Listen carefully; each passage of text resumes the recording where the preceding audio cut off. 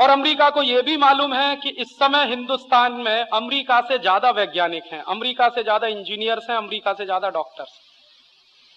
शायद दुनिया में हमसे ज्यादा वैज्ञानिक एक ही देश में है, वो चीन, या हमसे ज्यादा इंजीनियर एक ही देश में है, वो चीन।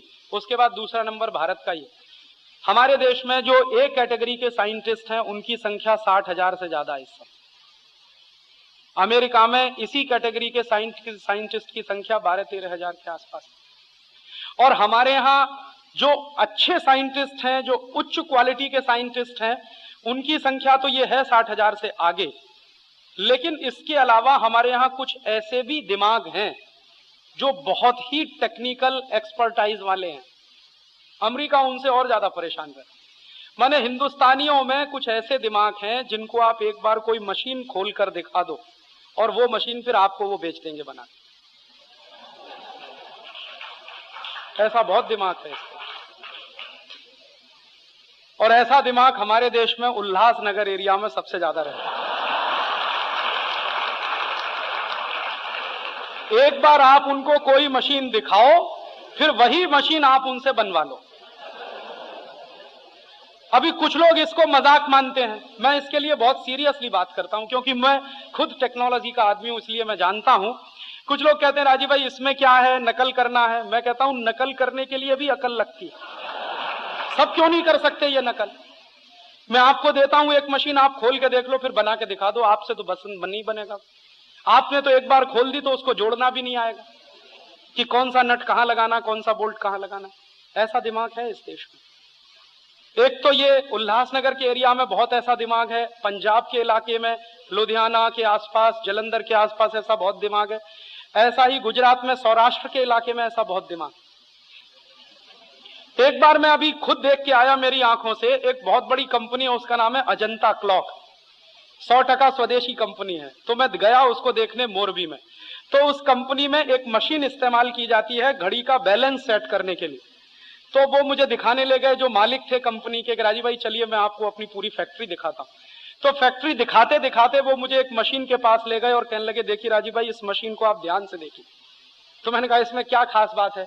उन्होंने कहा ये 100% स्वदेशी मशीन है। तो मैंने कहा अच्छा तो ठीक है।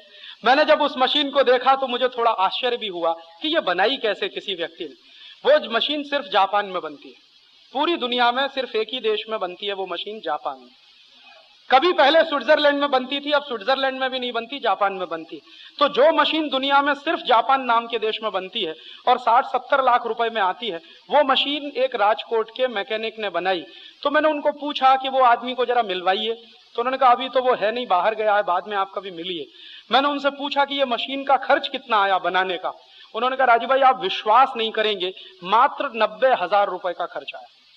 वो उस आदमी ने बनाई जो मशीन अभी तक सिर्फ जापान में बनती है। घड़ी बनाने जैसे सेंसिटिव काम में लगती है। आप जानते हैं कि रिस्ट वॉच बनाना और ये जो क्लॉक बनाना ये बहुत सेंसिटिव काम है। तो इतने सेंसिटिव काम के लिए बहुत ही सेंसिटिव मशीन की जरूरत होती है। वो उस आदमी ने बनाई है और वो पढ़ा लिखा नहीं है, लेकिन दिमाग उसका बहुत तेज चलता। पढ़े लिखे होने से मतलब हम मानते हैं डिग्री नहीं है उसके पास। बिना डिग्री के इस देश में बहुत सारे इंजीनियर हैं। हाँ, बिना डिग्री के बहुत इंजीनियर हैं इस देश में, बिना डिग्री के बहुत बड़े साइंटिस्ट हैं इस देश में। ऐसे तमाम तरह के खोजी दिमाग के लोग इस देश में हैं।